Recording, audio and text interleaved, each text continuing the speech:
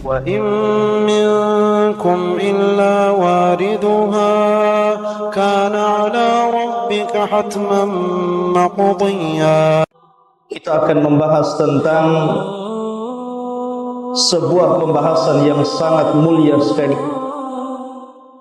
karena berkaitan dengan keimanan seorang muslim.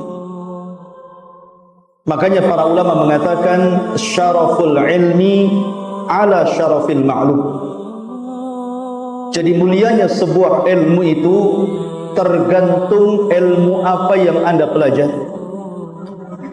Dan tidak ada ilmu yang lebih mulia dipelajari dibandingkan ilmu akidah, keyakinan dan keimanan. Dan pada malam hari ini kita akan membahas tentang salah satu dari akidah ahli sunnah wal jamaah, beriman tentang titian siratal mustaqim. Ma'asyiral muslimin rahimani wa rahimakumullah. Pada minggu yang lalu sudah saya jelaskan bagaimana kondisi manusia di padang mahsyar ketika Allah Subhanahu wa taala memerintahkan manusia untuk berkumpul dan digolongkan kepada sesembahannya masing-masing. Kemudian Allah Subhanahu wa taala memerintahkan mereka untuk masuk ke dalam jahannam. Maka tidak ada yang tersisa kecuali seorang mukmin atau orang-orang yang beriman, yang di dalamnya ada mukmin, ada fasik. Yang jelas mereka adalah bukan orang-orang kafir dan bukan orang-orang musyrik. Ma'asyiral muslimin rahimani wa rahimakumullah. Ketika Allah Subhanahu wa taala kemudian mendatangkan jahannam, waji'a yauma idzin bi jahannam, dan pada hari itu Allah datangkan neraka jahannam yang memiliki 70.000 tali kekang, di mana setiap tali kekang dipegang oleh 70.000 malaikat, menunjukkan besarnya jahannam. Bahkan Al-Imam Ahmad meriwayatkan dalam musnadnya dari Mujahid rahimahullahu ta'ala, ketika itu Mujahid mengatakan, qala li Ibnu Abbasin radhiyallahu anhu, berkata kepadaku sahabat Ibnu Abbas, turjumanul Quran.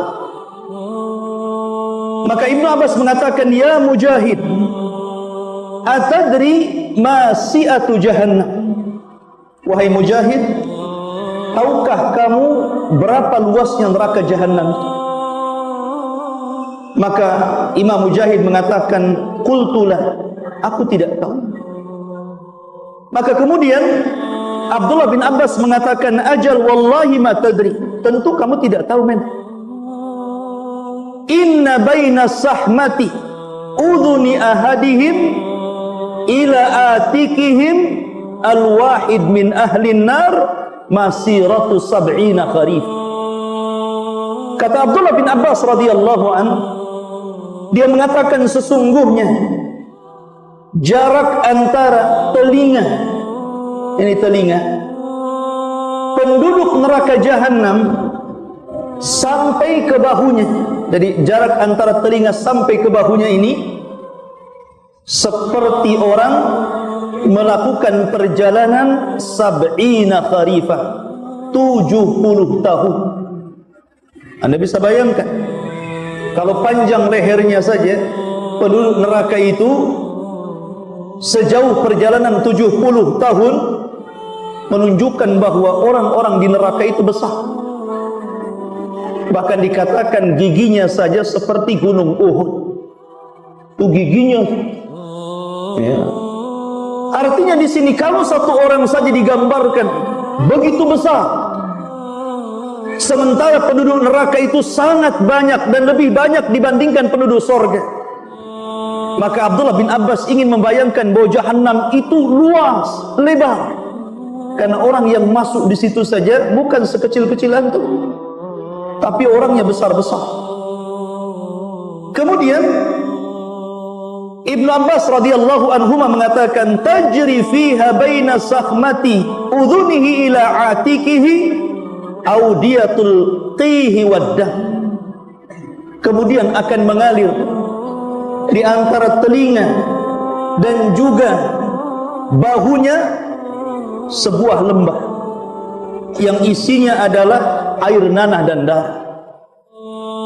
Kemudian Imam Mujahid mengatakan, apakah yang dimaksud anhar, sungai-sungai wahai Ibnu Abbas? Ibnu Abbas mengatakan bal audiyah, bahkan lembah yang berisi nanah dan darah. Kemudian Ibnu Abbas bertanya lagi, ya Mujahid, atadri si'atu jahannam, tahukah kamu berapa luasnya jahannam?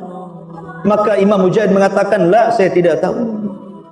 Maka Abdullah bin Abbas mengatakan, ajal wallahi la tadri, tentu memang kamu tidak tahu.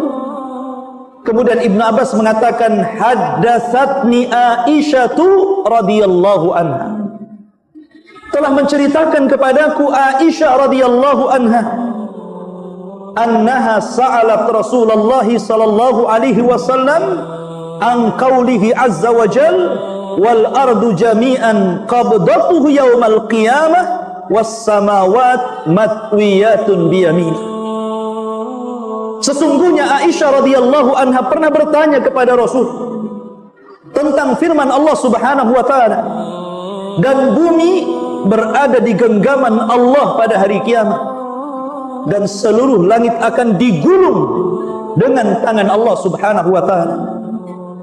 Maka Aisyah radhiyallahu anha mengatakan, aina yakunun nas idzan ya Rasulullah? Kalau begitu, di mana manusia ketika itu? Ketika bumi berada di genggaman Allah, kemudian langit digulung oleh Allah Subhanahu wa taala. Maka Nabi sallallahu alaihi wasallam mengatakan, ketika ditanya, hum ala jisri jahannam, maka mereka berada di jembatan neraka jahannam. Ma'asyiral muslimin yang dimuliakan Allah Subhanahu wa taala, kita tahu bahwa definisi sirat ataupun titian jahannam adalah jisrun mamdudun fauqa jahannam, sebuah jembatan yang terbentang dan di bawahnya jahannam. Dan antum tahu bahwa warna api neraka jahannam itu bukan merah tapi hitam, artinya gelap gitu. Kalau jahannam saja sebesar itu ditarik oleh 70.000 malaikat setiap satu tali kekang, sementara tali kekang yang mengikat jahannam itu 70.000 juga jumlahnya, maka jembatan itu sangat panjang sekali. Jembatan itu sangat jauh sekali. Kemudian Nabi sallallahu alaihi wasallam sampai-sampai menyebutkan tentang sifat daripada jembatan itu. Dalam sebuah riwayat, Nabi sallallahu alaihi wasallam mengatakan, yudha'ul jisru ala matni jahannam, maka akan diletakkan jembatan itu di atas neraka jahannam. Kemudian Nabi sallallahu alaihi wasallam mengatakan, sifatnya itu adaqqu minasy'ari, lebih lembut daripada rambut antum itu. Wa ahaddu minas sayfi, dan lebih tajam dibandingkan tajamnya pedang. Anda bisa bayangkan sekecil apa itu jembatan yang dibentangkan Allah dari ujung jahannam ke ujung jahannam. Tapi subhanallah, dengan kuasa Allah Subhanahu wa taala, manusia bisa melewati jembatan itu. Allah yang berkuasa melewatkan orang di jembatan itu. Adapun bentuknya Allahu a'lam, karena ini alam gaib. Nabi hanya mensifati bahwa bentuk jembatan itu seperti itu. Jadi halusnya seperti rambut dan tajamnya seperti pedang, bahkan lebih tajam dibandingkan pedang. Ya, Anda saja kalau membentang tali layangan, ya kan? Layangan untuk aduan itu kan, dikasih kaca itu, bubuk kaca. Itu saja kalau seandainya mengenai badan kita, itu sudah terluka, kita sudah tersayat dengan benang. Ini di dunia ya, tentu jembatan itu tidak seperti benang itu, tapi lebih daripada itu. Ma'asyiral muslimin rahimani wa rahimakumullah. Dan kita tahu bahwa kita tidak boleh mentakwil perkara ini. Tidak boleh mentakwil bahwa jembatan ini begini dan begitu. Karena Nabi SAW yang mensifatkan seperti itu. Kita beriman saja. Jangan sampai kita mentakwil bahwa jembatan itu mustahil seperti ini, mustahil seperti itu. Berarti Anda tidak beriman dengan sabda Nabi SAW.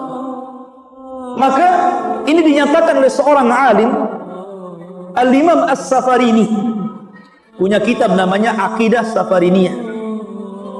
Beliau mengatakan dalam kitabnya Imam Safarini ini, wal haqqu anna as-sirat warada bihi al-akhbari as-sahihati wa huwa mahmulun ala zahirihi bi ghairi ta'wilin. Kata Imam Safarini rahimahullahu ta'ala, maka pendapat yang benar bahwa titian siratal mustaqim sebagaimana yang dijelaskan dalam hadis-hadis yang banyak yang sahih, hendaklah seorang muslim membawa nas itu sebagaimana zahirnya, tidak boleh ditakwil. Kalau Nabi SAW mengatakan bahwa jembatan itu sehalus rambut, Nabi mengatakan setajam pedang, ya sudah, kita tetapkan seperti itu. Itulah tandanya kita beriman kepada nas. Dan subhanallah, kita tidak bisa bayangkan bagaimana orang melewati itu. Al-Imam Al-Bukhari rahimahullahu ta'ala sampai membuat bab dalam sahihnya, bab babus sirah jisru jahannam. Bab yang bicara tentang sirat, dan sirat adalah jembatan yang terbentang di bawahnya jahannam. Kemudian Al-Hafidh Ibnu Hajar rahimahullahu ta'ala memberikan catatan kepada bab yang diletakkan Imam Bukhari. Beliau mengatakan, qala Imam Ibnu Hajarin as-siratu jisru jahannam, bahwa sirat itu jembatan yang terbentang di atas neraka jahannam. Ai huwa jisrun mamdudun ala matni jahannam liuburil muslimina alaiha ilal jannah. Maksudnya sebuah titian yang terbentang di atas neraka jahannam, dan seluruh kaum muslimin akan melewati titian itu, dan itu satu-satunya jalan menuju sorga. Tidak ada jalan kecuali ini. Makanya subhanallah, kata para ulama, ini ibtila'na. Ini ujian bukan hanya kepada orang-orang yang fasik saja, bukan hanya ujian kepada orang-orang munafik saja, tapi ujian ini juga berlaku kepada orang-orang yang beriman. Ujian yang sangat besar, karena harus melintasi titian ini. Jangankan para nabi dan rasul, malaikat sampai berdoa kepada Allah, Rabbi salim salim, Allahumma Rabbi salim salim, ya Rabb, selamatkan orang-orang itu, selamatkan orang-orang itu. Itu malaikat. Bahkan para nabi dan rasul dikatakan dalam hadis yang sahih, wa da'watur rusul yauma idzin Rabbi salim salim. Dan doanya para nabi dan rasul ketika itu hanya mengatakan Allahumma salim salim, ya Allah selamatkan, ya Allah selamatkan umatku. Itu semua doanya para rasul. Makanya ketika itu tidak ada yang bisa menyelamatkan kecuali amal-amal antum. Nabi SAW pernah mengumpulkan seluruh keluarganya di Bukit Safa, kemudian mengatakan kepada salah satu putrinya Fatimah, dan mengatakan, ya Fatimah, binti Muhammadin, salini ma syi'ti min mali, wallahi la ughni anki minallahi syai'an. Wahai Fatimah, putri Muhammad, mintalah sesukamu dari harta-harta, sebab pada hari kiamat demi Allah aku tidak akan mampu menyelamatkan kamu sedikit pun.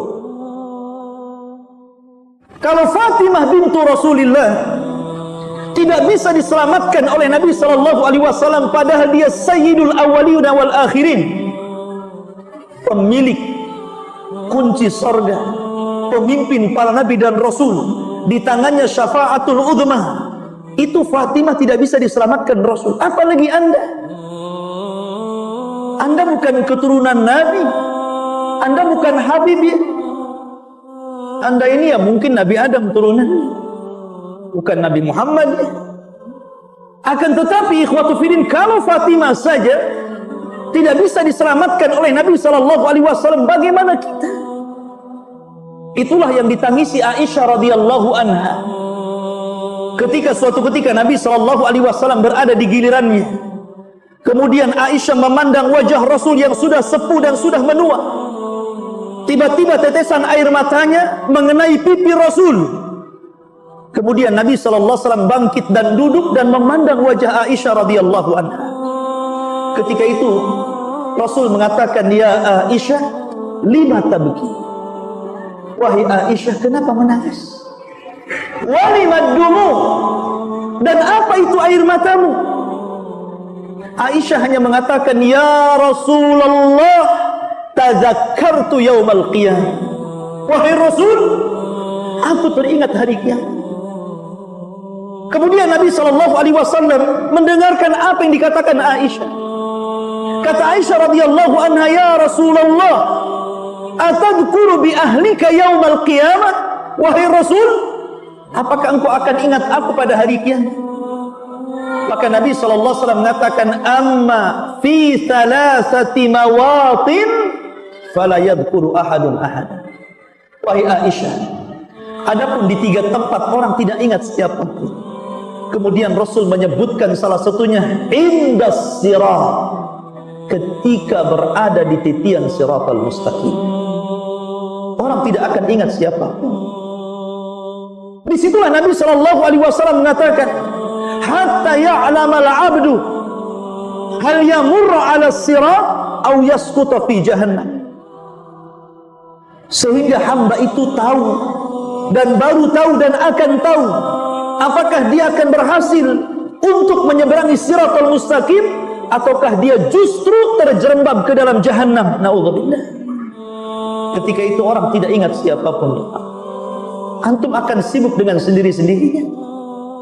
Ma'asyiral muslimin yang dimuliakan Allah Subhanahu wa taala, ketika Allah Subhanahu wa taala mengumpulkan orang awal dan orang akhir,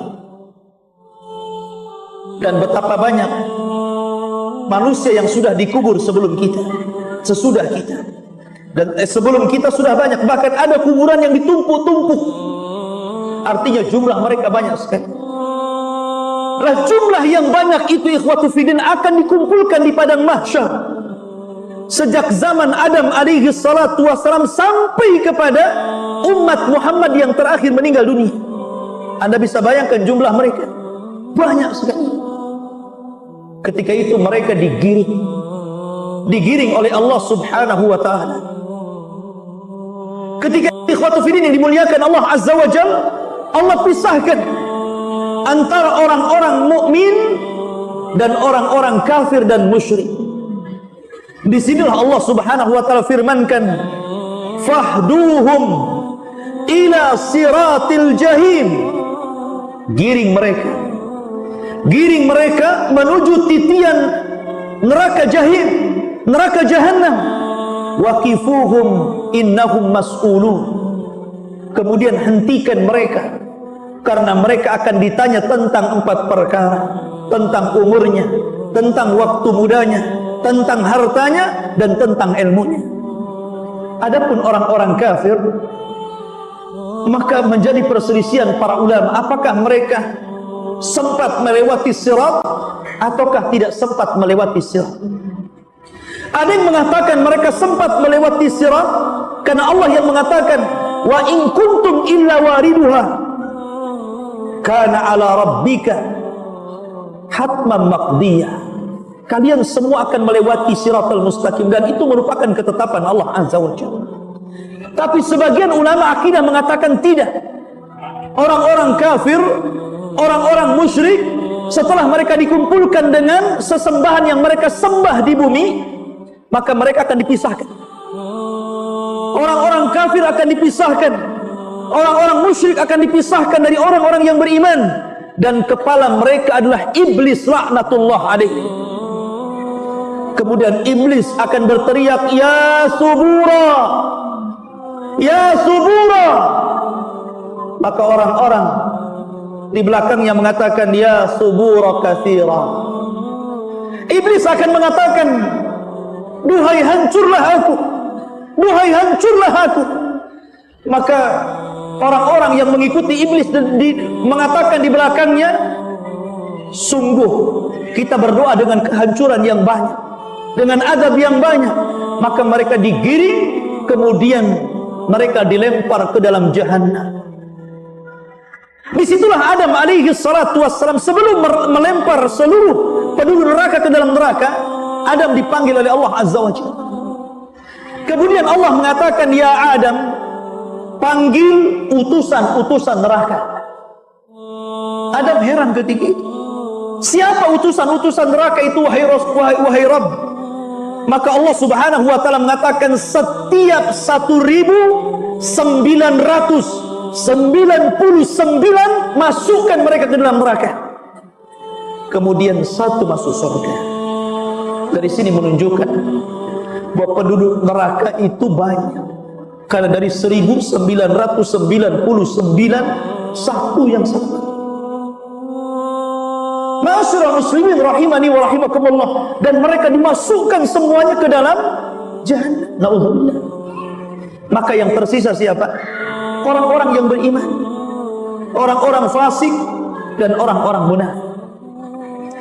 Ma'asyiral muslimin yang dimuliakan Allah subhanahu wa ta'ala, Allah subhanahu wa ta'ala berfirman, wa in minkum illa wariduha, sesungguhnya kalian pasti akan melewati,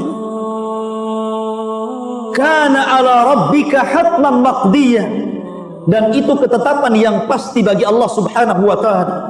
Summa nunajjil ladzina ittaqaw wa nadharu adh-dhalimina fiha jithiyah. Kemudian kami selamatkan orang-orang yang bertakwa kepada Allah, dan kami tinggalkan orang-orang zalim, mereka dimasukkan dalam kondisi berlutut ke dalam jahannam. Na'udzubillah. Al-Imam At-Tabari menyebutkan dalam tafsirnya tentang ayat ini. Beliau mengatakan dari sahabat Abdullah bin Mas'ud radhiyallahu an, huwal jisru huwas siratu, dia adalah jembatan atau dia adalah titian di mana ada kuminasya'rati, titian itu lebih halus dibandingkan rambut antum, wa ahaddu minas sayfi, dan lebih tajam dibandingkan pedang, sebagaimana disebutkan dalam riwayat Bukhari dari sahabat Abu Sa'id Al-Khudri radhiyallahu anhu. Begitu juga hadis-hadis yang sahih yang lainnya mengatakan sama seperti itu. Artinya kecil sekali, karena lebih halus dibandingkan rambut, lebih tajam dibandingkan pedang. Bahkan dalam riwayat lebih tajam daripada Musa, daripada pisau yang tajam, sebagaimana hadis Salman Al-Farisi radhiyallahu anhu. Disebutkan dalam sahih dari Abi Hurairah radhiyallahu an dan Abu Sa'id Al-Khudri radhiyallahu anhuma, Nabi mengatakan, perhatikan di sini, yu'ta bil jisri, akan dibentangkan di atas neraka jahanam itu satu titian, fayuj'alu baina dhahrai jahannam, kemudian akan dibentangkan di atas persis di bawahnya jahannam. Qulna ya Rasulullah, kami berkata, wahai Rasulullah, wamal jisru, apa itu titian itu? Maka Nabi SAW mengatakan, madhadatun mazillatun. Titian itu sangat licin. Kalau Anda berjalan tanpa alas kaki, kemudian berjalan di keramik, kemudian antum siram dengan sabun, kemudian antum berjalan agak cepat, kita saja bisa terpeleset itu. Padahal itu lebar tempatnya. Bagaimana kalau ini berupa titian siratal mustaqim yang kata Nabi SAW licin dan menggelincirkan? Alaihi khatatif wal kalalib. Dan di dalam titian itu ada besi-besi pengait, kemudian kawat-kawat yang berduri. Dalam sebuah riwayat, kalalib itu akan terus mengayun, kemudian akan menerjang setiap orang yang lewat dalam titian. Saking besarnya kalalib itu, sampai-sampai disebutkan dalam asar mampu untuk menghantam dua kabilah besar, Mudar dan Rabi. Sampai dikatakan seperti itu. Jadi kalalib itu yang sangat besar itu, yang berduri itu mampu sekali hantam, bisa mengenai dua kabilah Arab besar, kabilah Mudar dan kabilah Rabi. Bisa bayangkan dua kabilah itu banyak, besar. Sekali hantam itu sudah orang berjatuhan. Kemudian wasakatun mafaltahatun laha syaukatun uqaifah takunu bin najlin yuqalu laha sa'dan. Dan memiliki duri yang bengkok-bengkok ujungnya, memiliki duri yang bengkok-bengkok ujungnya, dan duri itu seperti satu pohon yang ada di daratan Najd yang disebut dengan Sa'dan. Anda bisa bayangkan, setiap orang yang tersentuh atau terkena ayunan kalalib itu bukan hanya terjatuh tapi juga hancur. Kalau seandainya orang itu jatuh dari titian siratal mustaqim, itu tidak langsung ke jahanam, tapi antum akan melayang-layang di dalam antara siratal mustaqim dengan jahannam itu 70 tahun baru sampai di dasar jahannam, kata Rasul. 70 tahun. Sampai-sampai Nabi SAW mengumpamakan seperti batu yang besarnya sebesar unta, kemudian dilempar dari titian, dan itu sampai ke dasar jahannam selama 70 tahun baru sampai. Bagaimana kita? Batu tentu lebih berat. Nabi mempermasalahkan seperti itu. Ma'asyiral muslimin yang dimuliakan Allah Subhanahu wa ta'ala. Bahkan dalam riwayat yang lain, fatatala'abu bihim fayatasaqatuna finnar. Bahkan jembatan itu tidak diam. Jembatan itu bukan diam. Kalau antum lewat jembatan pakai motor dan jembatan diam, enak tuh. Jembatan ini tatala'ab. Tatala'ab itu digoyang-goyang. Kalau antum lewat jembatan kemudian jembatannya goyang-goyang, antum jatuh. Jadi jembatan siratal mustaqim itu tatala'ab, memain-mainkan orang yang lewat, menggoyang-goyangkan orang yang lewat. Fayatasaqatuna finnar. Ketika itu orang banyak berjatuhan. Kemana? Ke dalam jahannam. Subhanallah, ikhwatu fiddin yang dimuliakan Allah Subhanahu wa ta'ala. Maka di sini ikhwatu fiddin yang dimuliakan Allah Subhanahu wa ta'ala, ada beberapa riwayat bagaimana orang-orang yang melewati siratal mustaqim ini. Bagaimana kondisi mereka? Siapakah orang-orang yang selamat? Siapakah orang-orang yang susah melewati tapi ujung-ujungnya selamat? Dan siapa juga yang kemudian tidak selamat dan masuk ke dalam jahannam? Maka disebutkan ikhwatu fiddin yang dimuliakan Allah Subhanahu wa ta'ala tentang kondisi orang-orang yang melewati titian siratal mustaqim. Disebutkan dalam sebuah riwayat, Nabi SAW mengatakan, wali jahannam jisrun, dan jahannam itu memiliki titian di atas, adzaqu minasy-sya'r, lebih lembut daripada rambut, wa ahaddu minas sayfi, lebih tajam dibandingkan pedang, alaihil kalalid wa hasakatun, di mana padanya ada besi-besi pengait dan duri-duri yang bengkok. Ya'khuduna man sya'allah, mereka akan mengambil sesuai dengan kehendak Allah. Wan nasu alaih, dan manusia yang melintasi titian siratal mustaqim itu katarafi, ada yang seperti kedipan mata, tahu-tahu melesat sudah sampai di ujung. Subhanallah. Tentu mereka para nabi dan rasul. Kemudian kalbarki, seperti kilat melesat. Wa karrihi, seperti angin mursalah, seperti angin yang lewat. Wa ka'ajawidil khayli, dan seperti orang yang menunggang kuda yang baik, dia tunggang dengan sekencang-kencangnya. Kemudian warukab, dan orang yang mengendarai kendaraan tetapi lambat. Kemudian dalam riwayat, dan orang-orang yang mereka kadang berhenti, kadang jatuh, kemudian bangun lagi, berjalan, jatuh lagi. Dalam riwayat ada yang merangkak, dan itu orang yang terakhir diselamatkan. Makanya dalam riwayat fanajin musallamun, ada orang yang diselamatkan dengan baik, mereka tidak ada apa-apa, langsung berada di ujung siratal mustaqim. Wa makhdushun musallamun, ada yang sudah habis badannya, tercabik-cabik dengan besi-besi yang kail-kail dan besi-besi yang berduri itu, tapi Allah selamatkan juga. Tetapi ada yang mukawwarun finnar ala wajhi, tapi ada yang digulung kemudian dilempar ke dalam neraka. Perhatikan di sini ikhwatu fiddin, berarti ada beberapa orang yang disesuaikan bagaimana mereka diselamatkan Allah Subhanahu wa ta'ala. Pertama, orang yang melewati seperti kejapan mata, tahu-tahu sudah sampai.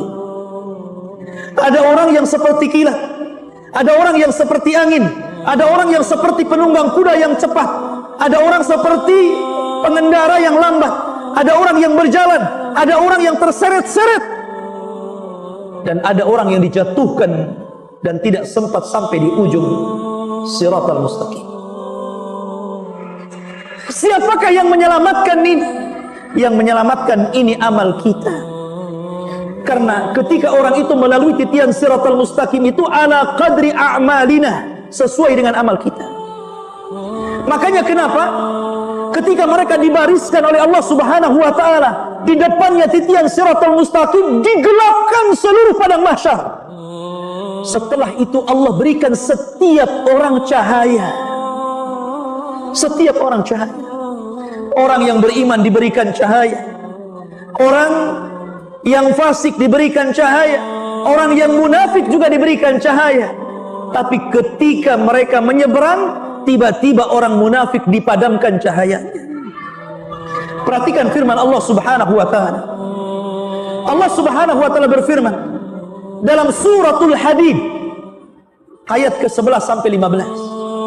Allah berfirman, yauma taral mu'minina wal mu'minah, pada hari engkau melihat orang-orang yang beriman laki-laki dan orang-orang yang beriman perempuan, yas'a nuruhum baina aydihim wa bi aymanihim, Allah pancarkan cahaya mereka di depan mereka dan sebelah kanan mereka. Busyrakumul yaum jannatin tajri min tahtihal anhar khalidina fiha dzalika huwal fawzul adzim. Itu kabar gembira untuk kalian, karena kalian akan mendapatkan surga yang mengalir di bawahnya sungai-sungai yang indah, kalian akan kekal di dalamnya, dan itu kesuksesan yang sangat besar. Perhatikan ayat selanjutnya. Allah mengatakan, yauma yaqulul munafiqun wal munafiqat lilladzina amanu dzuruna naqtabis min nurikum. Dan pada hari ketika orang-orang munafik laki-laki dan orang-orang munafik perempuan berkata kepada orang-orang yang beriman yang lewat di samping, "Unduruna, tunggu kami. Naktabis min nurikum, kami mau ikut dengan cahayamu." Qila, maka dikatakan, "Irji'u wara'akum faltamisu nuran." Kata orang-orang yang beriman, lebih baik kalian kembali cari cahaya kalian. Faduriba bainahum, maka akan dibentangkan di hadapan mereka, bisurin lahu babun batinuhu fihi rahmah wa zahiruhu min kibalihal adab. Maka akan dibentangkan satu dinding, di baliknya rahmat dan di depannya adab Allah Subhanahu wa taala. Yunadunahum, maka akan memanggil-manggil mereka. Jadi orang-orang munafik itu akan memanggil orang-orang yang beriman. Alam nakun ma'akum, bukankah kita bersahabat ketika di dunia? Bukankah kita kawan ketika di dunia? Bukankah kita bersama-sama ketika di dunia? Qalu, orang-orang yang beriman mengatakan, bala, ya, walakinnakum, akan tetapi kalian fatantum anfusakum, kalian telah mencelakakan diri kalian. Wa tarabbastum, dan kalian menunggu-nunggu kehancuran kami. Wartabtum wa gharratkumul amani, dan kalian ragu dan kalian ditipu dengan angan-angan, hatta jaa amrullah, sampai datang putusan Allah kepada kalian. Wa gharrakum billahil ghurur, dan Allah dan kalian kemudian ragu-ragu, tertipu, akhirnya kalian mengingkari Allah Subhanahu wa taala. Fal yauma la yu'khad, maka pada hari yang tidak mungkin diambil minkum dari kalian fidyatun, tebusan, wala minal ladzina kafaru, begitu juga tebusan dari orang-orang kafir lainnya. Ma'wakumun nar, tempat kalian neraka. Ya maulakum, itulah tempat berlindung kalian. Wa bi'sal masir, dan itu sejelek-jelek tempat kembali kalian. Perhatikan di sini.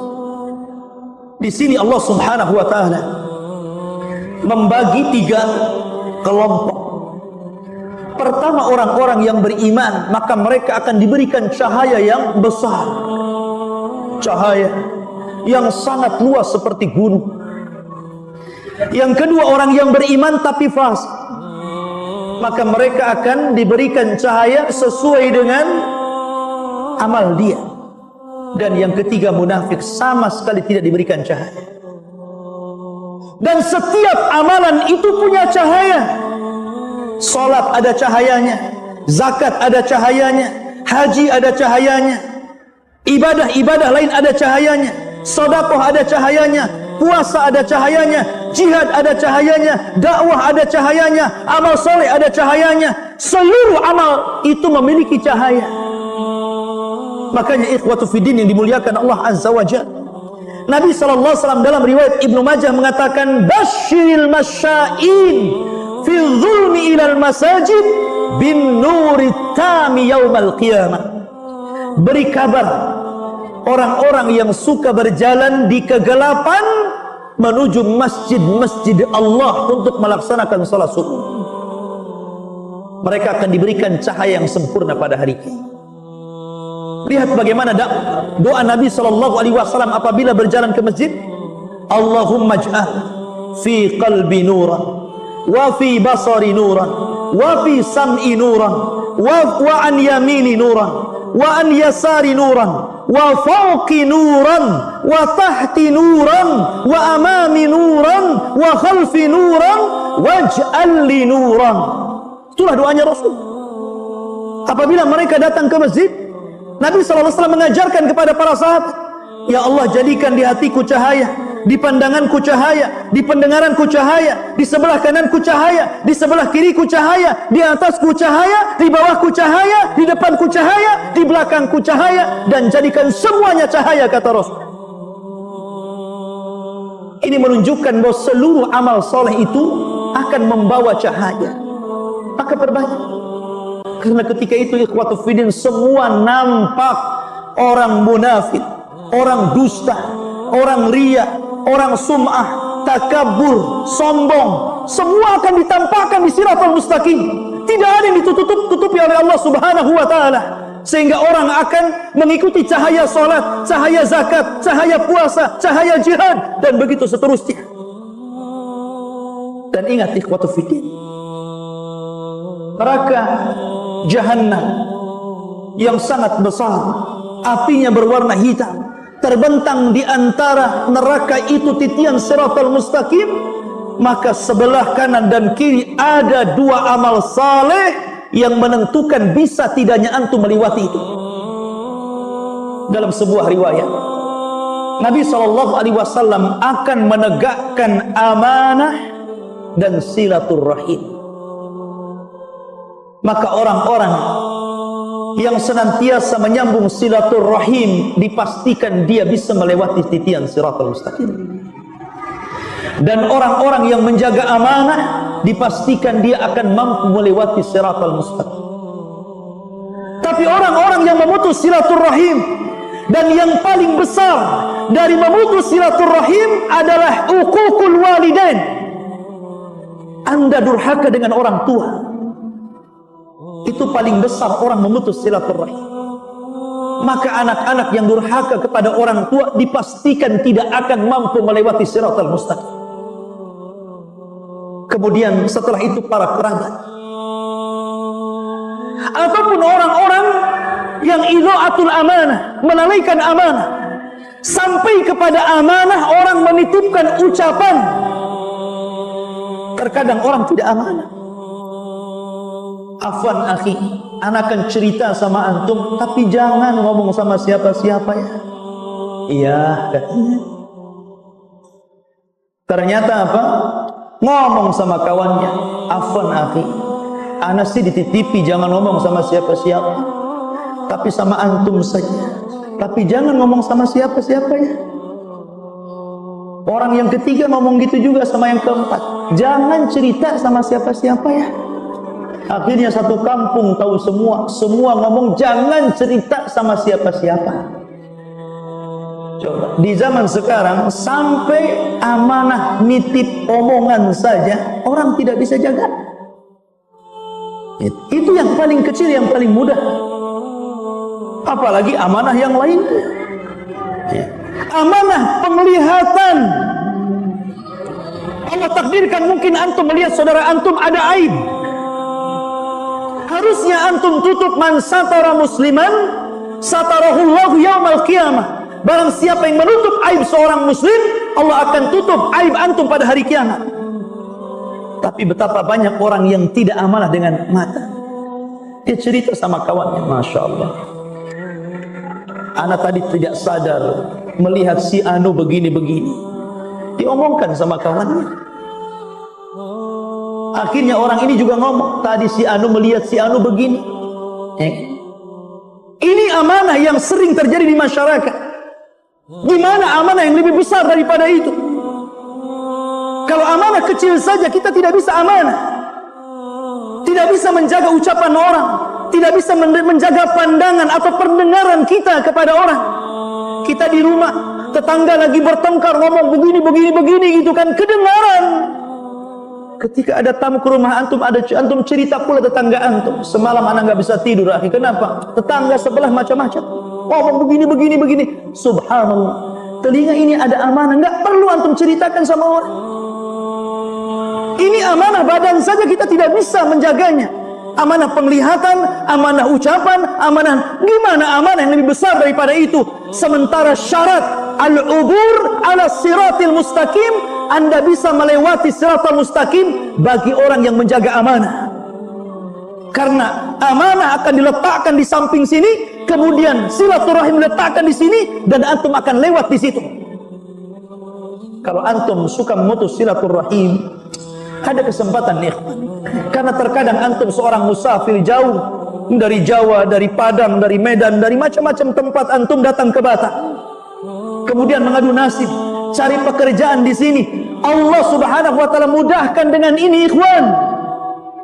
Antum bisa tanya kabar orang tua antum, bisa telepon lama-lama. Kalau antum bisa menelpon orang kawan antum 1 jam 2 jam, kenapa tidak bisa silaturahim dengan keluarga?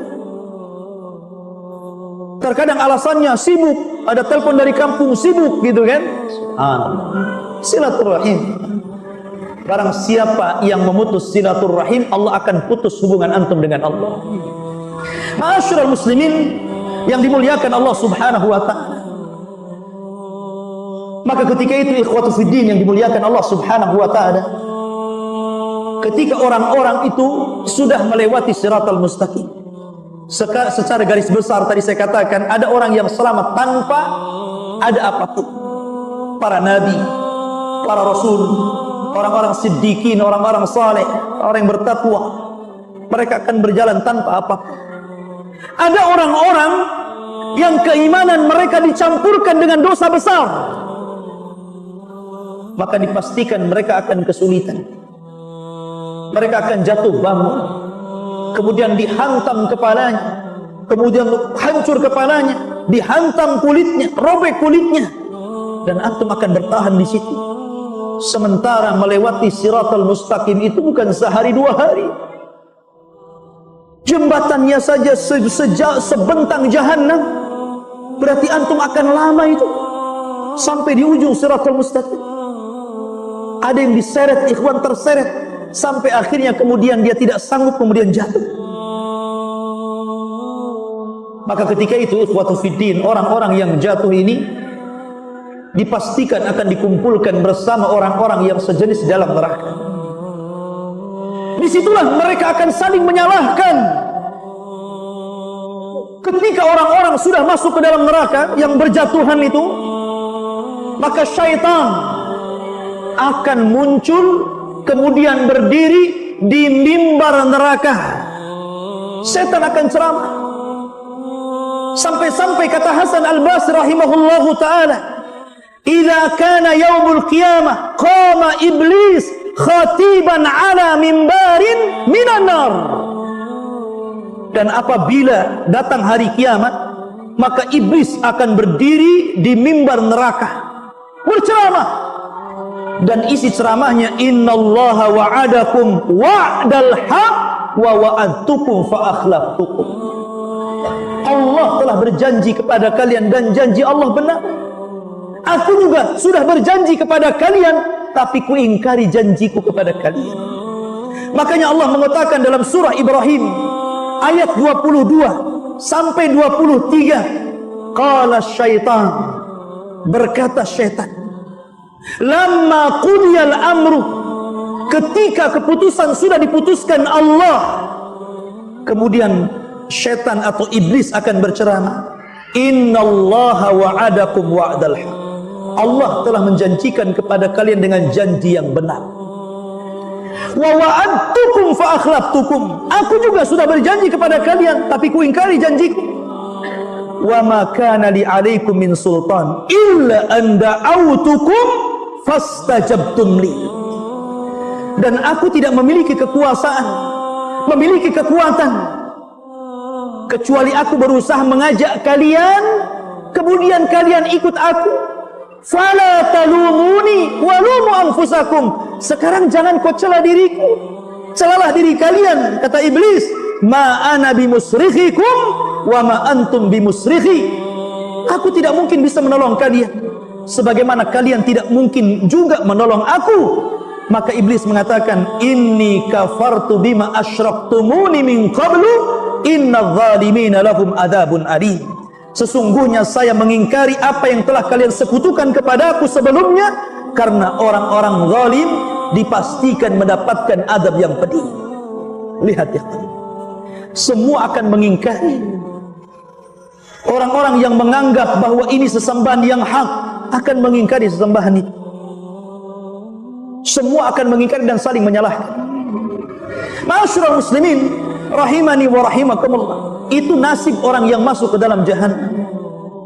Karena orang-orang yang masuk ke dalam jahannam, ikhwatu fiddin, digiring oleh Allah Subhanahu wa taala, itu bukan hanya sekedar digiring, tetapi juga diikat oleh rantai, sebagaimana firman Allah Azza wa Jalla. Diikat oleh rantai, diikat lehernya, diikat kakinya, diikat tangannya, kemudian dipaksa dan digiring sampai akhirnya mereka dimasukkan ke dalam jahannam.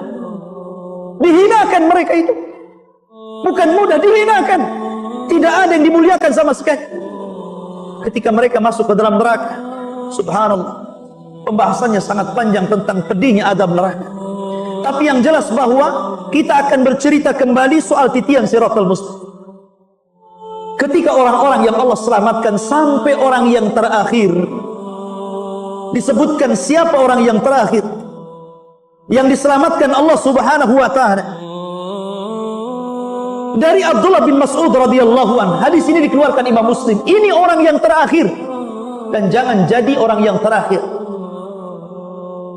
Kata Nabi sallallahu alaihi wasallam, akhiru man yadkhulul jannah, orang yang terakhir masuk surga, rajulun yamshi ala sirah, seorang laki-laki yang berjalan di atas titian Siratal Mustaqim.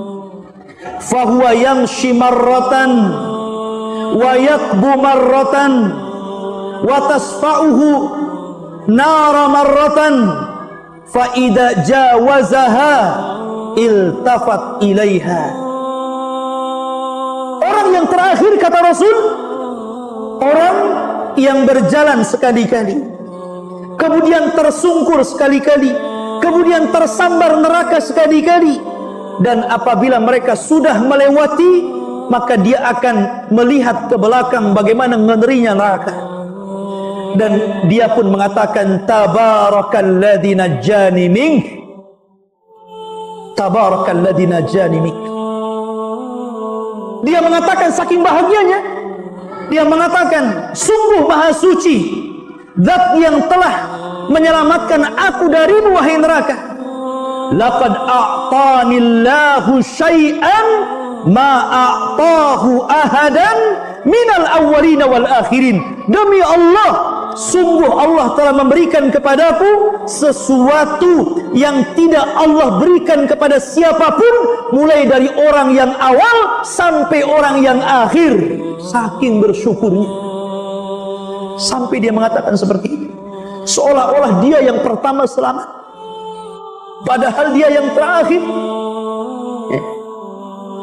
Adapun orang yang pertama, orang-orang yang selamat, maka disebutkan dalam hadis Thauban, Maula Nabi sallallahu alaihi wasallam qala, inna habran min ahbaril yahud sa'ala Nabi sallallahu alaihi wasallam iddatal as'ilah. Ada seorang pendeta atau padri dari padri-padri Yahud berjumpa dan bertanya tentang beberapa masalah di hadapan Rasul. Kemudian dia mengatakan, aina yakunun nas yauma tubaddalul ard ghairal ard.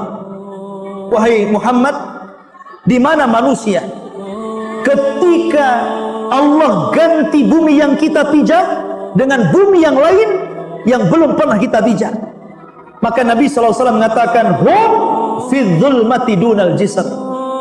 Maka mereka berada di kegelapan sebelum mereka berada di titian. Qala faman awwalun nas ijazatan. Maka siapakah wahai Rasul yang pertama kali melintasi jembatan Siratal Mustaqim? Maka Nabi SAW mengatakan, hum fuqara'ul muhajirin. Mereka lah orang-orang fakir dari orang-orang yang hijrah awal-awal bersama Rasul dari Mekah ke Madinah. Orang-orang muhajir Allah muliakan. Makanya Allah mengatakan, as-sabiqunal awwalun minal muhajirin wal ansar walladzina tabauhum bi ihsan radhiyallahu anhum wa radu'an wa a'adda lahum jannatin tajri ila akhiril ayat. Dan orang-orang yang awal dari kalangan para sahabat Rasul minal muhajirin wal ansar, dan orang-orang yang mengikuti mereka dengan baik, Allah ridha kepada mereka dan mereka ridha kepada Allah Subhanahu wa taala.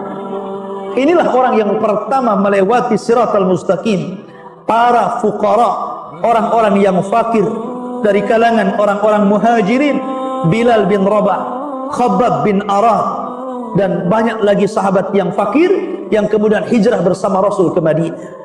Kemudian disusul yang lainnya, disusul yang lainnya.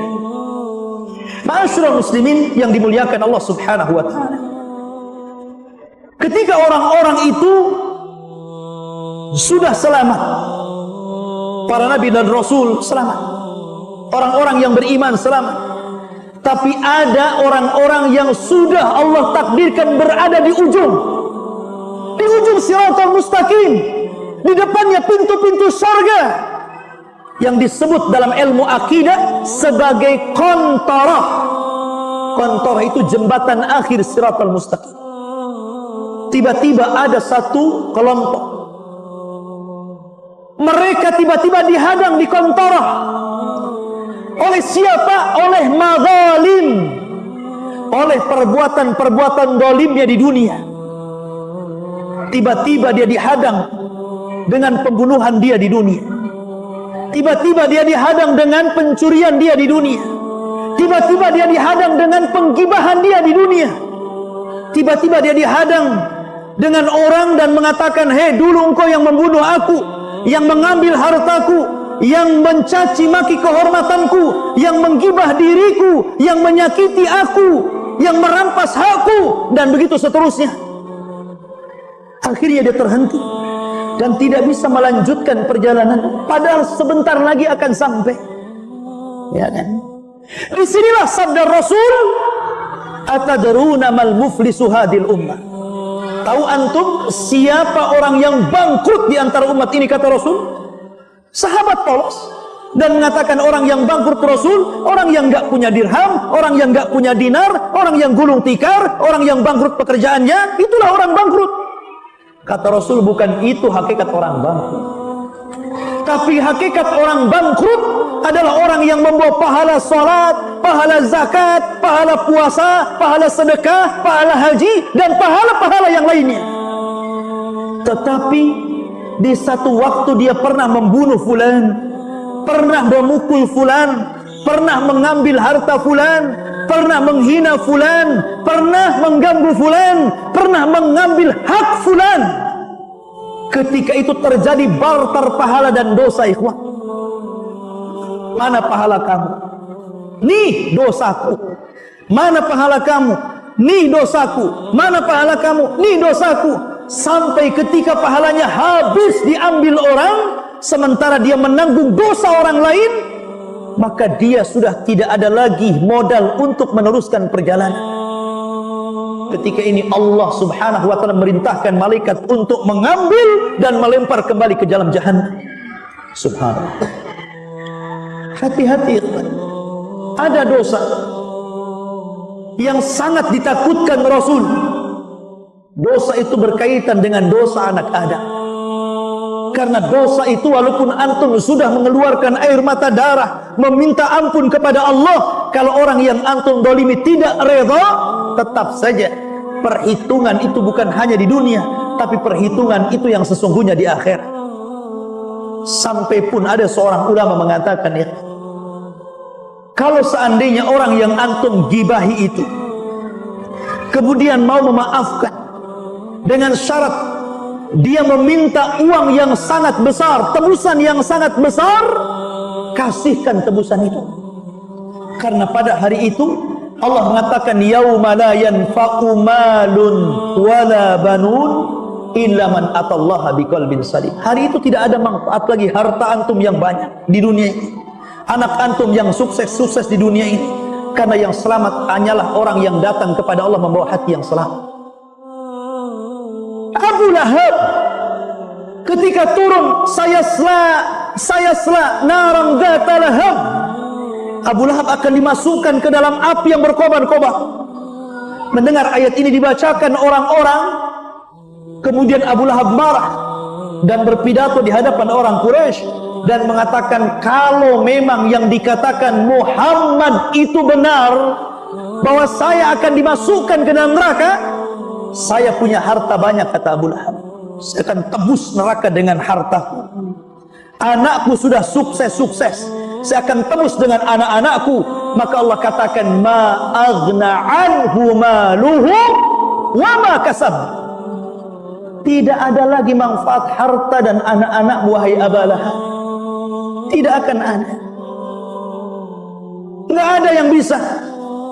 Karena ketika itu Allah Subhanahu wa ta'ala saja, ketika kiamat dibangkitkan kemudian tidak ada manusia yang hidup, Allah sudah mengatakan, anal malik aina mulukud dunia, saya raja kalian, di mana raja-raja dunia yang congkak itu?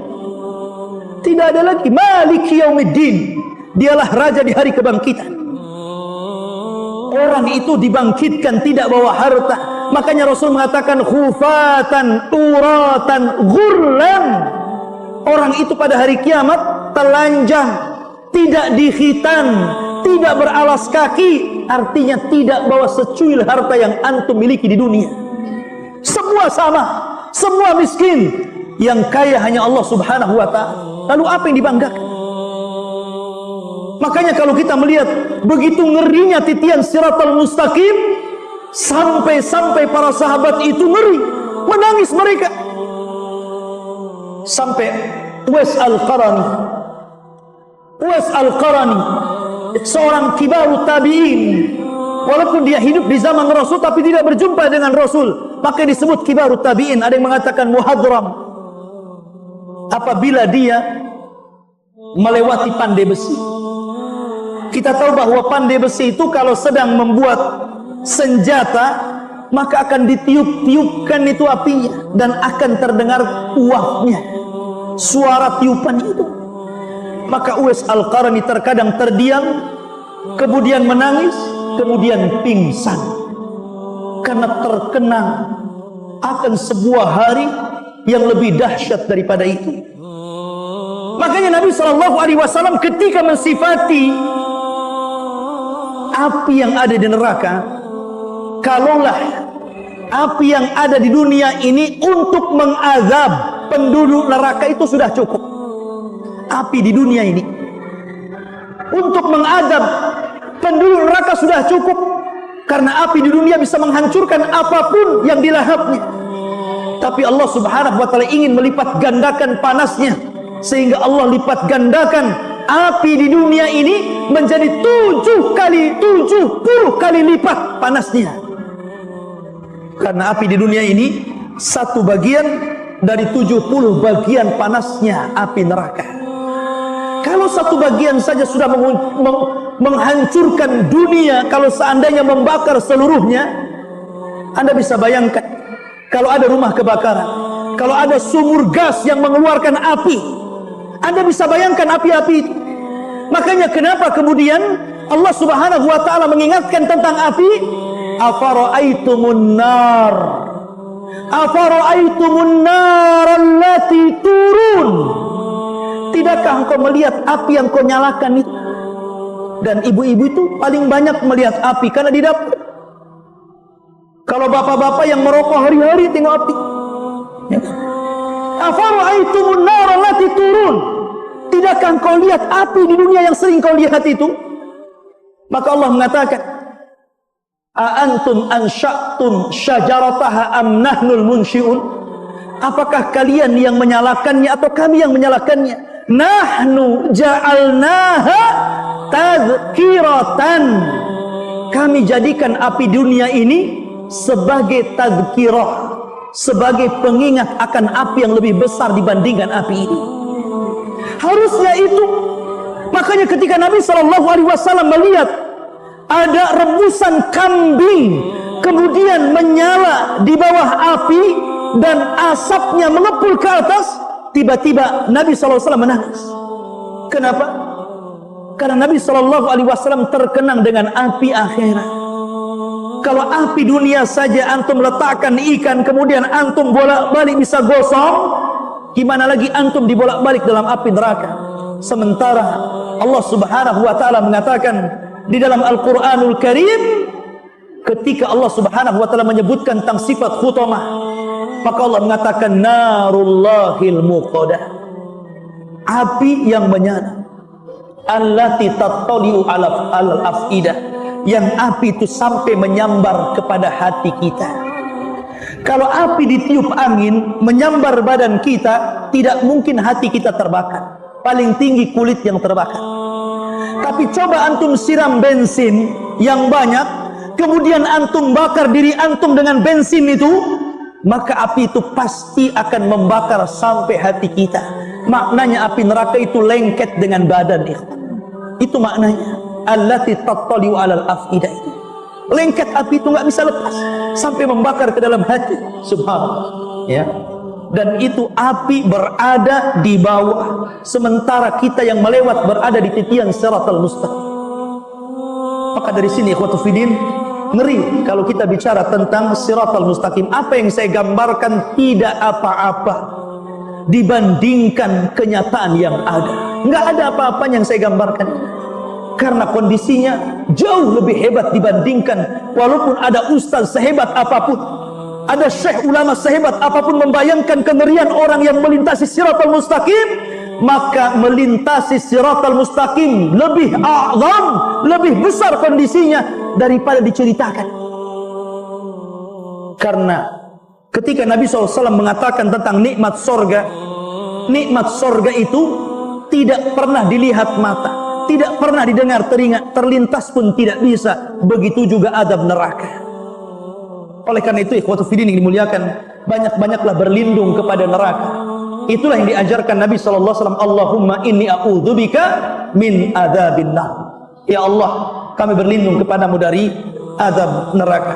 Mudah-mudahan ceramah ini bisa menggugah kita untuk kembali beramal saleh, kembali melakukan istiqamah di atas ketaatan kepada Allah Subhanahu wa taala. Biasa sebelum saya tutup, kita kasih waktu sekitar 15 menit. Kalau ada yang mau bertanya silahkan.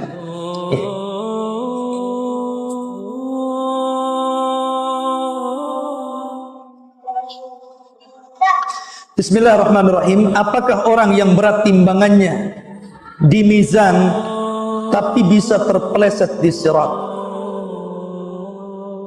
Berat timbangannya berat apanya? Ya. Berat baiknya atau berat buruk? Atau berat badannya? Ya. Karena saya sudah berikan gambaran, walaupun dalam Al-Quran ketika Allah menyebut kalimat mizan menggunakan kalimat jamak mawazin, ya, wa nadha'ul mawazina bil qis, dan kami letakkan mawazin jamak daripada mizan, bukan berarti dengan menyebut nama jamak itu bahwa timbangan itu banyak, tidak. Karena ketika Allah Subhanahu wa taala menyebutkan dengan lafaz jamak, maknanya ta'zim, pengagungan. Seperti nahnu, kami, bukan berarti Allah banyak, Allah satu. Tapi Allah sering menyebut kata-kata nahnu nazzalna dzikra wa inna lahu lahafidin. Kamilah yang menurunkan Quran, kami juga yang menjaganya. Kata kami bukan berarti Allah banyak, Allah satu. Tapi kata kami jamak itu menunjukkan ta'zim, sebuah pengagungan.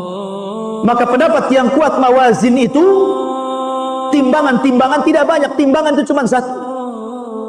Tapi walaupun satu besar sekali.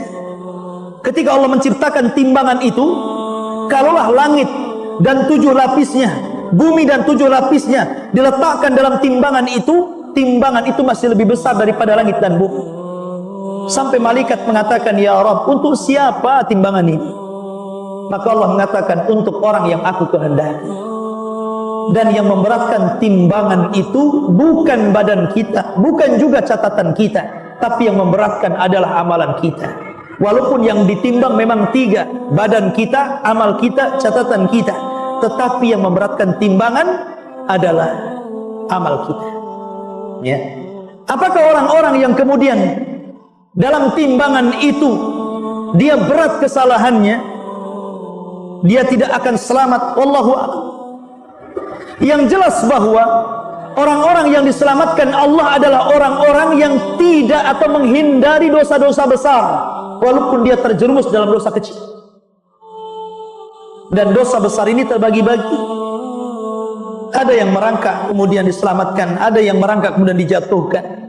Apakah orang yang berat timbangannya kemudian akan tergelincir di siratal mustaqim? Allahu a'lam. Kita tidak tahu. Yang jelas bahwa kalau memang amalannya tidak banyak, ya dipastikan dia tidak akan selamat. Ya. Karena amalan itu 3 ya. Ada yang amalan baiknya lebih berat daripada amalan buruknya, maka direct masuk surga. Ada yang 50-50, maka Allah maafkan. ada yang lebih berat timbangan buruknya, maka masuk neraka. Itu saja kaidahnya. Ya. Makanya kemudian terbanyak amal saleh, wallahu a'lam. Assalamualaikum warahmatullahi wabarakatuh.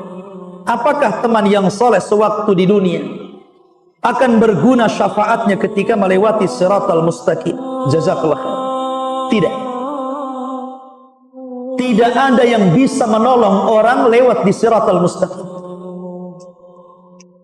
ya, kecuali dia memang mendapatkan syafaat Rasul. Anas bin Malik radhiyallahu anhu, pembantu Rasul selama 9 tahun jadi pembantu Rasul. Anas bin Malik ketika menjelang ajalnya Rasul, sudah sepuh mau mendekati kematian, maka Anas bin Malik radhiyallahu anhu mengatakan, ya Rasulullah, atlub minka syafa'ah yaumal qiyamah. Rasul, aku minta kepadamu syafaat pada hari kiamat. Maka Nabi SAW mengatakan, af'al ya Anas, ya, saya akan lakukan untukmu. Maka kemudian Anas bin Malik radhiyallahu anhu mengatakan, ya Rasulullah, aina ajiduka yaumal qiyamah ya Rasulullah. Rasul, kira-kira kalau hari kiamat itu tiba, di mana aku akan jumpai kamu pada hari kiamat untuk mengambil syafaatku ya Rasulullah? Maka Nabi SAW mengatakan, tajiduni indas sirah, tajiduni indas sirah. Kau bisa jumpai aku di titian siratal mustaqim. Kemudian Anas bin Malik, illam ajidka indas sirat, aina atlubu minka yaumal qiyamah ya Rasulullah. Kalau aku tidak bisa mendapatkan kamu di titian siratal mustaqim, di mana lagi akan ku cari? Maka Rasul mengatakan, indal haud, cari aku di telaga. Kemudian Anas bin Malik radhiyallahu mengatakan, illam ajidka indal haud, aina atlubu minka yaumal qiyamah. Kalau aku tidak mendapati kamu di sisi haud, maka di mana lagi aku akan mencarimu? Maka Rasul mengatakan, indal mawazin, cari aku di tempat penimbangan amal, karena aku tidak mungkin 3, pasti ada di 3 tempat. Itu yang siratal mustaqim, di telaga haud, dan di tempat penimbangan amal, kecuali Anda mendapatkan syafaat Rasul. Tapi Nabi SAW sendiri orang yang pertama akan melewati siratal mustaqim, dia dan umatnya, sebelum para nabi dan umatnya. Kita semuanya umat Muhammad nih, yang pertama kali akan melewati. Maka Rasul yang pertama kali, ana awal akunu man ujizaha, saya yang pertama kali melintasi siratal mustaqim, kemudian akan menunggu di ujung. Setiap ada umatnya yang lewat, Rasul mengatakan, Rabbi salim salim ya Rabb, selamatkan dia ya Rabb, selamatkan dia ya Rabb. Itulah rahmatnya Rasul untuk umat. Tapi tidak semua yang didoakan Rasul selamat. Ada juga yang kemudian terjerembab ke dalam jahanam, kan? Padahal Rasul berusaha untuk berdoa menyelamatkan mereka, kan? Tapi tidak semua juga yang selamat. Ada juga yang kemudian masuk ke dalam jahanam, ya dan billah. Oleh karena itulah maka pada hari itu tidak ada yang ingat siapapun kecuali diri antum sendiri. Wallahu a'lam. Baik. Kemudian golongan manakah yang akan mendapatkan syafaat Rasul di titian siratal mustaqim? Tadi sudah saya tanyakan. Sudah ditanyakan dan persis bahwa di titian siratal mustaqim orang tidak akan ingat siapa. Jangankan lagi Anda, Rasul mengatakan kepada Fatimah, dia tidak bisa menyelamatkan Fatimah, karena yang menyelamatkan itu amal antum, solat antum, zakat antum, sedekah antum, kebaikan antum kepada orang tua, silaturahim, kemudian berbuat baik kepada orang, tidak mendolimi orang. Itu yang menyelamatkan, bukan orang yang menyelamatkan kita. Ya, memang ada syafaat-syafaat Rasul di beberapa tempat, tapi di siratal mustaqim, ikhwatu fillah, jangan pernah mengharap siapapun, karena antumlah yang antum harapkan diri antum sendiri. Di situ perbanyak amal soleh. Wallahu a'lam. Baik, kemudian Assalamualaikum Ustaz. Waalaikumsalam. Ana mau bertanya, lebih lama mana saat ditanya di dalam kuburan, orang kaya atau orang miskin? Pertanyaannya sama di kuburan itu. Di kuburan itu hanya ditanya tentang 3 soalan saja, bukan ditanya soal miskin dan kaya, tidak. Di kuburan itu ditanya man rabbuka, siapa Rabbmu, wa man nabiyuka, siapa nabi yang diutus kepadamu, wa madinuka, apa agamamu, wa ma imamuka, dan riwayat apa imamu, maksudnya Al-Quran. Ya, itu saja. Ya. Pertanyaan soal harta ini adalah pertanyaan sebelum kaki Anda meletakkan di awal sirat. Nih baru pertanyaan ini. Itulah yang difirmankan Allah Azza wa Jalla, waqifuhum wa hum mas'ulun. Hentikan mereka, mereka akan ditanya dulu. Kapan? La tazulu qadama 'abdin hatta yus'al an arba. Belum bergeser kaki anak Adam dan menginjak sirat, Anda akan ditanya tentang 4 perkara. Tentang umur, tentang masa muda, tentang harta. Tentang harta, dari mana kau dapati, kemana kau belanjakan. Tentu yang punya 10 kos-kosan akan lebih lama ditanya daripada yang nggak punya kos-kosan. Alhamdulillah nggak punya kos-kosan, kata. Ya, kan? Antum yang punya perusahaan banyak tentu lebih banyak lama ditanyanya. Dan pertanyaan ini, ikhwatu fillah, antum akan berhadap-hadapan sendirian di sana. Kalau antum di dunia, antum bisa mengambil lawyer, pengacara, 100-200 pengacara, antum bisa bayar. Di akhirat nggak ada pengacara, nggak ada kantor lawyer, nggak ada. Antum mau lawyer siapa? Lawyer yang paling kondang aja perlu lawyer dia. Siapa lawyer yang paling kondang di negeri ini? Dia sendiri di akhirat perlu lawyer. Karena dia akan ditanya sendirian, itu masalahnya. Yang menyelamatkan itu amalan kita. Makanya hari ini hari beramal, ya besok hari hisab. Ketika hari hisab itu, kita ini dilahirkan sendiri, kemudian mati sendiri, dibawa kuburan sendiri, dalam kuburan sendiri, dibangkitkan sendiri, dihisab sendiri. Serba sendiri. Apa yang antum lakukan sendiri? Ya, antum harus mempertanggungjawabkan. Karena pada hari itu, walaupun mulut ini bisa berdusta, tetapi mulut ini akan dikunci masalahnya, karena yang akan ngomong tangan dan kaki yang menyaksikan. Jadi tidak ada yang berdusta pada hari itu, ya. Akan ditampakkan semua dosa. Baik, assalamualaikum warahmatullahi wabarakatuh. Waalaikumsalam warahmatullahi wabarakatuh. Bagaimana golongan orang yang mengikuti sunnah Rasul dan para sahabatnya dalam melewati siratal mustaqim? Bukankah hadis tanpa hisab? Bukankah hadisnya tanpa hisab? Baik. Ya, kalau dia memang orang yang gigih melaksanakan sunnah Rasul, mengikuti sunnah-sunnah para sahabat, kemudian mencintai Nabi SAW, artinya dia berusaha untuk menjauhi syirik, menjauhi penyimpangan dalam sunnah, menjauhi dosa-dosa besar, dipastikan dia akan melewati. Karena memang itu yang diharapkan Allah, ya. Karena orang-orang yang tidak mengikuti sunnah Rasul berarti dia mengikuti hawa nafsunya. Pokoknya 2 saja, ikut Rasul atau ikut hawa nafsu, ikut sunnah atau ikut adat istiadat. Ya tentu kalau orang sudah mengikuti sunnah Rasul, kemudian mengikuti juga jejaknya para sahabat Rasul, ya dia dipastikan akan mudah melintasi siratal mustaqim. Karena itulah memang yang diharapkan Allah. Karena konsekuensi orang yang mengikuti sunnah Rasul dan para sahabat, tentu dia akan jadi baik. Nggak mungkin orang yang mengikuti sunnah Rasul kemudian dia tidak baik, berarti belum mengikuti sunnah Rasul namanya kalau belum baik. Karena terkadang ikhwan, orang itu berbangga dengan pakaian. Nih pakaian saya sunnah Nabi, nih janggut saya sunnah Nabi, nih peci saya sunnah Nabi, nih serban saya sunnah Nabi, gamis saya, cingkrang saya sunnah Nabi.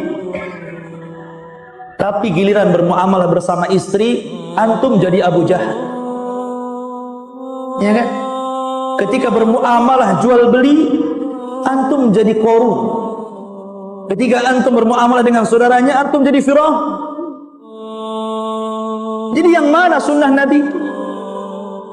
Masyarul muslimin yang dimuliakan, kalau sunnah Nabi artinya segala sunnah antum ikuti, ya.